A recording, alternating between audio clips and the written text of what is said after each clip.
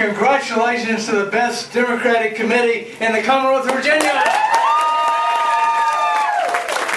was much surprised. I've been saying that outside of Montgomery County. It's one thing to say it in Montgomery County, people think you're just, trying to appease them or something, but I've been saying that all over the state of Virginia, by the way. The Montgomery County Democratic Committee is the best, most organized committee in the Commonwealth of Virginia, and that's saying a lot, a whole lot, especially if you go up to Arlington, Fairfax County. They're pretty well organized too. I'm delighted to be here and glad to see such a great crowd, and I hope it doesn't rain. One of the things about the rain that is good, Mountain Lake is filling up. Since I represent Giles County, I couldn't be more thrilled that Mountain Lake is filling up for the first time since it's been several years. And you know what today is? I think Judy mentioned it earlier. Not only a birthday, but a year ago, July the 13th, 2012. You saw it on TV over and over and over and over and over again. You didn't build that. You didn't build that. He wasn't talking about your business. He was talking about the roads and the schools and all the other infrastructure that only government can do. And so Roanoke, Virginia was right up there. How many of y'all were down there on Beth Lumber? Yeah. Wasn't that a great day? Best day of my life. Yeah. And on a matter of personal privilege, I've got to inform you that in the next few days, could be tonight, could be tomorrow, could be Monday, maybe Tuesday. It's going to rain again. Kathy and I have been sitting next to the telephone. Oh, yeah. Houston, Texas. We have 2 of our kids and 4 grandkids. We're going to have a 5th. Very soon. So we're waiting to go. Kathy's already packed and she's getting her tickets ready to go anytime. So we're looking forward to that. But I'm really, really happy to be here to talk about, guess what, my favorite subject, Democrats, and how we're going to win this fall. We have some great, great candidates. Tacey, you're going to win, right? Mike Miller, Corey's not here, and he's going to win, right? Michael Abraham and James Harder, man, are we lucky? Yeah. Good, right? We're talking about gentlemen and scholars, both of them. Talk about comparison of candidates, ours versus theirs. Look at ours, experience. Ours, education. Ours in it for the right reasons. Sometimes I think the other team, the other guys, are in it not for ideas, as Michael mentioned. We have ideas. What motivates that other party? Fear. Hate. Greed. Anger. Fear. Greed. Emotion. Greed. Things like that. What motivates us? Improving the community. Ideas. Compassion. Making life better for people. Compassion. When's the last time you heard, George Bush talk about compassionate conservatives? That was a long time ago, and they don't even talk about that anymore. They don't. Compassion is not a word that's in their vocabulary, I think. And we have terrific candidates. Michael, 5 books and numerous op-ed pieces. How many? I don't know. I always read his op-ed pieces. And his experience, and having grown up here, and of course James Harder and his family, and he growing up here, a PhD candidate. Boy, we are really, really fortunate in terms of the quality of the candidates we have, and they're going to win, right? Yeah. They're going to win. And on the list of candidates that the party's supporting, and believe me, all we have to do is one thing. It's very simple to win. Get the vote out. It's the French fellow, count the vote. Count the vote. It's all a matter of counting the votes, getting the votes out. That's all there is to it. It's really quite simple. I like to say another thing: voting Democratic versus voting Republican. If you want to go forward, you put it in D. You want to go reverse, put it in R. It's the same thing as driving. So keep that in mind. You've heard from the great candidates for the House of Delegates, and they're going to win with your help, and it cannot happen without your help. But let me say a little bit about I'm supposed to talk about the statewide candidates. We have a great ticket, a fantastic ticket, and the comparison could not be more stark. If you look at what's happening in Richmond, look at what's happening in the governor's office, and his family, and it really is sad. And I am deeply sad. I happen to know both Bob and Maureen, his family. I think they're fine people, and I'm really saddened to see what's happening, and only time will tell what will eventually come of this. But let's keep in mind that we're fighting not on personality, we're fighting on issues. Issues that really, really count. And the contrast between their list of candidates for statewide office and ours could not be more stark. Let's talk, we want to start with the bottom ticket going up or the top going down? I don't care. Bottom up. Bottom up. We'll start with the bottom up. Well, somebody already mentioned Owen Shane. Mark is a good friend of mine, actually. His aunt lives here. He went to Virginia Tech. He's a fine guy. But he has also been the leader in voter suppression legislation. I sit on the P&E committee, Privileged Elections Committee, with Mark, who's the chairman of it. He pushes last several years, bill after bill after bill, make it harder for people to vote. You know, first of all, having to have a card, a voter registration card. And now he pushed through the bill to require a photo ID card, which will go into effect a year from now, by the way. Talk about leading the charge on the right wing of the Republican Party to make it harder and harder for people to vote. That's Mark Obenshane. You don't want that. No. And we got to make sure that doesn't happen in Virginia. It's already happened. We can overturn it next year. And on the other hand, Mark Herring is a state senator from Loudoun County, from Leesburg. He's served on the Board of Supervisors. He's been in the Senate for 6 years now. He's an outstanding senator. He's right on all the issues, pick an issue. He's right on every single issue. And you're going to like it when Mark Herring, as opposed to Mark Obenshane, and Ken Cuccinelli is in the Attorney General's office. That is an extremely important office. And you're going to like it. Again, when Mark Herring is the Attorney General of the Commonwealth of Virginia, I assure you. So make sure you get out to vote for Mark Herring. He's a great guy, state senator from Loudoun County. He's when he stands up on the floor of the Senate, people listen. Believe me, he's a quality guy. So anyway, enough about Mark Herring. If you haven't met him, I think he's been here. He will come back. Be sure to get out to vote for him. Now, Lieutenant Governor. They have a guy that's running. I think he compared Planned Parenthood with Ku Klux Klan or something like that. I mean, what comes out of his mouth is truly bizarre. It's absolutely bizarre. Enough about the other guy. Our guy is a quality guy, a doctor, senator, or is it senator doctor, I'm not sure. Ralph Northam is a truly quality guy. He's a pediatric neurologist. He deals with special needs children. He is extremely intelligent. He went to VMI. That's okay. He's a doctor in Norfolk. He teaches also at the medical school down there. He's been in the Senate now for 6 years. He's well regarded across the board, across the aisles, and by the lobbyists, by the people in Richmond, extremely well regarded. He's articulate. His wife is a teacher. He has a daughter who just graduated from UVA in communications, and he said, that's a good thing. She can work in the campaign with communications. The Ralph Northam is a quality guy. He's the guy that led the fight against the ultrasound business. All the anti-abortion bills and all the rest, and he can speak with authority. He's a doctor. He understands this. He stands up on the floor of the Senate and just destroys the other guy's arguments about science, about medicine. He can say, this ultrasound idea is terrible, and start listing all the reasons why it's a bad idea. It's completely medically unnecessary, it's expensive, and it's going to shut down people's women who would like to exercise their constitutional right, you know, and he understands this. He is going to make a great lieutenant governor, and by the way, have you noticed, the state senate is 20 on one side, 20 on the other side. And guess who casts the deciding vote? And the current lieutenant governor, only one time did he do it right. Every time he broke a tie, it was the wrong way. Except on one occasion, he actually did support us. But Ralph Northam is a quality guy. You'll really like him when he comes up here. Has he been up here? I'm not sure, but he'll be coming up here. I can assure you of that. Now let's talk about the top of the ticket. Ken Cuccinelli. The irony of Ken Cuccinelli is this. He went to the University of Virginia. and he sued the University of Virginia. Yeah. Over what?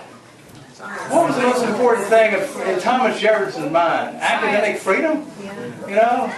He sued over academic freedom, to suppress academic freedom. A professor there, Michael Mann, a distinguished climate scientist, had done a lot of research. He's now at Penn State. And most recently, you may have seen Terry McAuliffe and Michael Mann doing a road show, going around the Commonwealth reminding people that Ken Cuccinelli sued the University of Virginia over Michael Mann's research with regard to climate change. Now, anybody in Virginia, descendants of Thomas Jefferson and his views of equality and his views on academic freedom, anybody who lives in an academic community like Virginia Tech, how in the world can you even think about voting for somebody who went to court falsely and also inaccurately, and he failed and is going to court in suing to clamp down on academic freedom and scientific freedom and freedom of inquiry in the scientific community? Who in the world could possibly vote for somebody like that?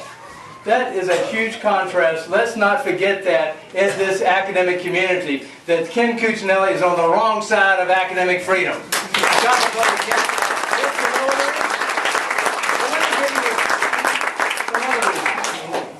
Terry McAuliffe, first of all, is the most energetic, intelligent guy I've seen in a long, long time. Only person that may stand up there with the same level of energy is Bill Clinton, his good friend.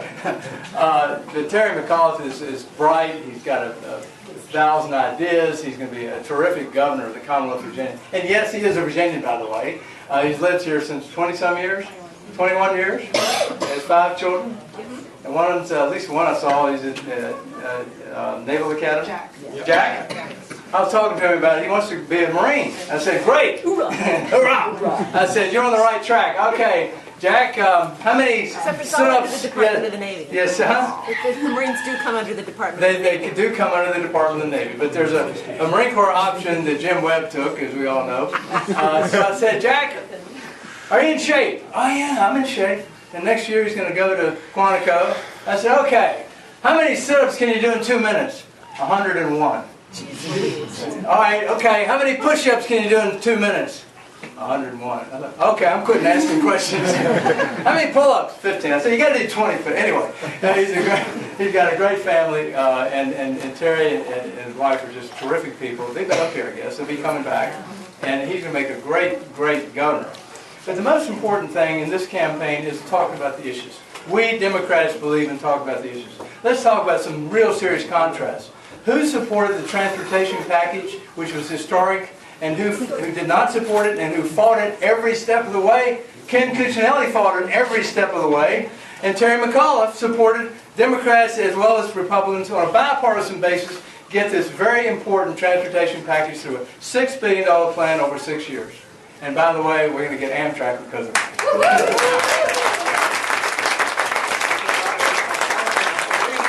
get Amtrak because of that. Ken Cuccinelli stood in the way of all that. Let's talk about some other things. Besides transportation, academics, education. Who's been supporting getting the tuition down in higher education? Who's been supporting paying teachers more? Who's been supporting contributing to what we need in terms of resources for our higher education and public education system? Of course, it's the Democrats, it's Terry McAuliffe, and I guarantee you, it's not the Tea Party guy, Ken Cuccinelli. I assure you it's not that. And that's a critical issue, especially up here at Virginia Tech. The fact that we need to have somebody who will push resources for our public education system and our higher education system. There's one other issue that's really, really, really, really important, and especially important to Democrats.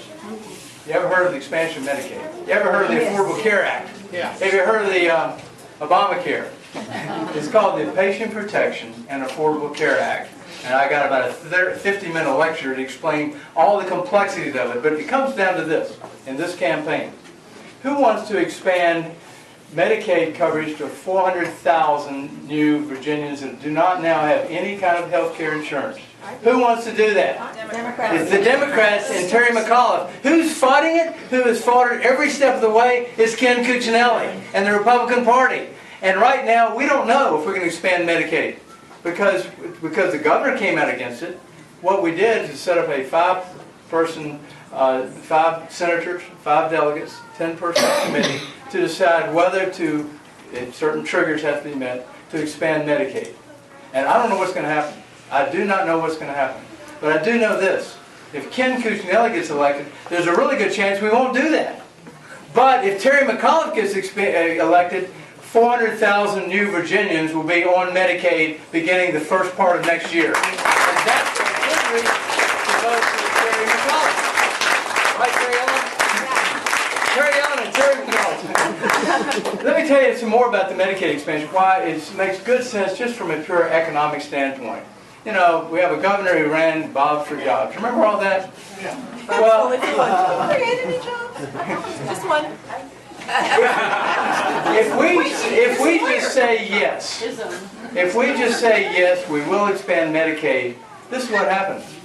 $2 billion of federal money coming to Virginia. And no match for 3 years. After 3 years, there's a 5%, then a 10% match. But $2 billion of federal money that will create 33,000 new jobs in Virginia. What's wrong with that? Nothing. Ken Cuccinelli's opposed to it. The governor's opposed to it. It makes absolutely no sense at all. And Terry McAuliffe has pledged and will fight like the Dickens to make sure we get the $2 billion to expand Medicaid by 400,000 new people and add 33,000 new jobs. I asked my Republican friends, tell me, maybe I'm stupid. I don't get it. What is wrong with taking $2 billion of federal money, creating 33,000 new jobs, and expanding Medicaid to cover 400,000 new people? No. They want the Affordable Care Act to fail. Well, I ask them, I say, look, how much of your nose do you want to really cut off because you just hate the president? That's what it boils down to. How much of your nose do you want to cut off because you spite Obama? That's what it boils down to. They come up with ideas, well, no guarantee after 2020 the federal government's going to continue the program. I said, you know something? There's a meteorite that went over Russia not too long ago. There's no guarantee a meteorite's not going to hit us in the head either.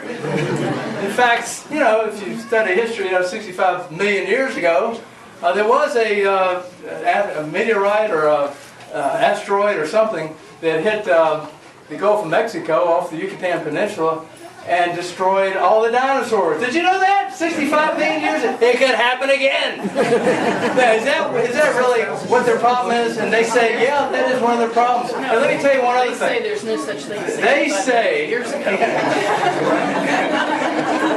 they also say, look, it's going to expand the national debt. The governor says the immoral national debt. You know something? It's not. It's just plain not. The money's there. We're paying money into the federal government for the program already. If we don't get it, some other state will get it. Every argument they put up is absolutely insane and absurd. And you can quote me on that. So that is a huge, huge issue. Expanding Medicaid. And if you elect Terry McAuliffe, I will guarantee you it will happen. Yeah, there are many other issues. I could go on and on about the issues. But believe me, we have a great, great ticket. And the contrast could not be more. And all we need to do is get the vote out. That's all we need to do. We got it out in 2008 for the president. We got it out in 2012 for the president. We have got to get it out in 2013 for Terry McAuliffe. We have got to do that. Because, ladies and gentlemen, it doesn't just happen. Nothing just happens in politics because it's the right thing to do.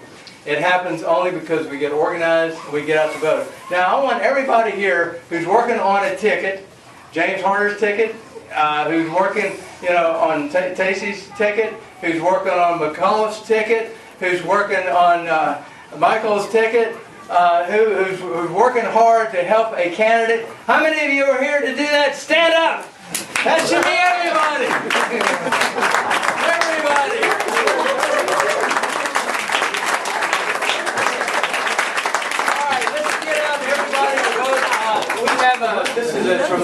part of the Commonwealth of Virginia, the statewide ticket counts on Montgomery County and the New River Valley and the Roanoke Valley to get the vote out. Because we can't win, folks, unless everybody gets out to vote like we did for the president in 2012. Thanks. Great.